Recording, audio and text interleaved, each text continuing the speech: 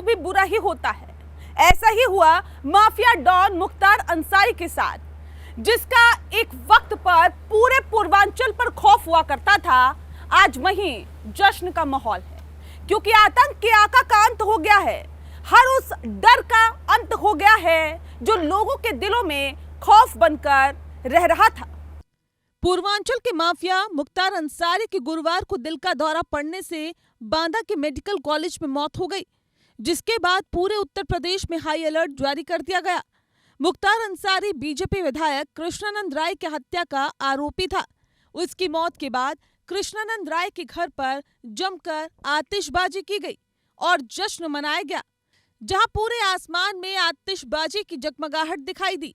उनके घर पर काफी देर तक पटाखेबाजी की गई। मुख्तार अंसारी बीजेपी विधायक कृष्णानंद राय की हत्या का मुख्य आरोपी था। दोनों के बीच अदावत उसी वक्त शुरू हुई थी जब 2002 विधानसभा चुनाव में कृष्णानंद राय ने अंसारी बंधुओं के गढ़ में मोहम्मदाबाद सीट पर मुख्तार अंसारी के बड़े भाई अफजाल अंसारी को हरा दिया था। उसके बाद दोनों परिवारों में वर्चस्व की लड़ाई तेज हो गई थी। 29 नवंबर 2005 को कृष्णानंद राय की बेरहमी से हत्या कर दी गई थी। इस दौरान उनके काफिले पर करीब 400 राउंड की गोलियां चलाई गई थी, जिसमें कृष्णानंद राय समेत 7 लोगों की मौत हो गई थी। इस हत्याकांड में उनके शरीर छलनी कर दिए गए थे। इस घटना के बाद पूरे पूर्वांचल में हड़कंप मच गया था। इस हत्याकांड का आरोप मुख्तार अंसारी के गैंग पर लगा था। कृष्णानंद राय की पत्नी ने मीडिया से बातचीत करते हुए कहा कि आज का दिन हमारे लिए बेहद खास है। बाबा विश्वनाथ की कृपा से उन्हें न्याय मिला है। वह तो सीबीआई और कोर्ट से भी हार गई थी, लेकिन भगवान पर पूरा भरोसा था, जो कि सही साबित हुआ। कहा कि मुख्तार की वजह से जितने परिवार अनाथ हुए, उनके लिए खुशी की बात है कि एक अपराधी का अंत हुआ है। उन्होंने योगी और मोदी को भी धन्यवाद दिया। वहीं मुख्तार की मौत को लेकर प्रदेश सरकार पर लग रहे आरोप को गलत बताया। जी हमको तो भगवान बाबा विश्वनाथ पर पूरा भरोसा था। आज बाबा के विश्वनाथ की आशीर्वाद से कृपा से मुझे न्याय मिला है, क्योंकि सीबीआई कोर्ट से भी हम लोग हार गए थे। आज योगी और मोदी जी का देन है जो कि आज हमको न्याय मिला है।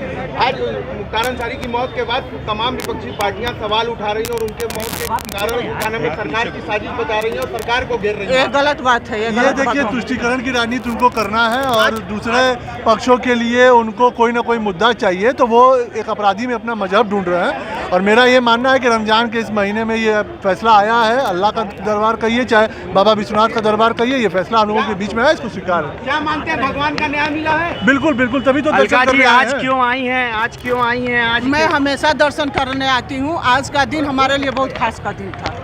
क्या कहेंगी, जिस तरह से एक तरह से अपराध के एक अध्याय का अंत हुआ है, आप उसकी बहुत बड़ी भुक्तभोगी हैं, तो आज के दिन को या कल जो हुआ है उसको कैसे देख रही हैं? इसको देखने का क्या सवाल है। ये सबसे पहले तो जितने बच्चे, जितने परिवार अनाथ हुए हैं, उसको बड़ा खुशी की बात है कि आज वो अपने को गर्व महसूस करते हैं कि ऐसे अपराधी का यहाँ से अंत हुआ है, इस धरती से बोझ खत्म हुआ है।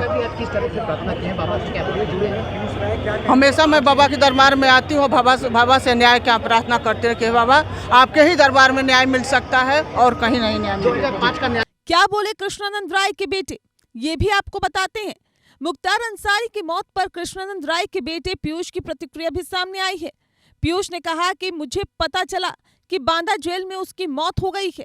बस इस समय मैं गोरखनाथ भगवान को धन्यवाद करूंगा। उनका आशीर्वाद हमारे ऊपर है। मैं बस यही कहूंगा कि कर्म के दायरे से उतरोगे तो उसकी सजा तुम्हें तड़पने तक नहीं छोड़ेगी।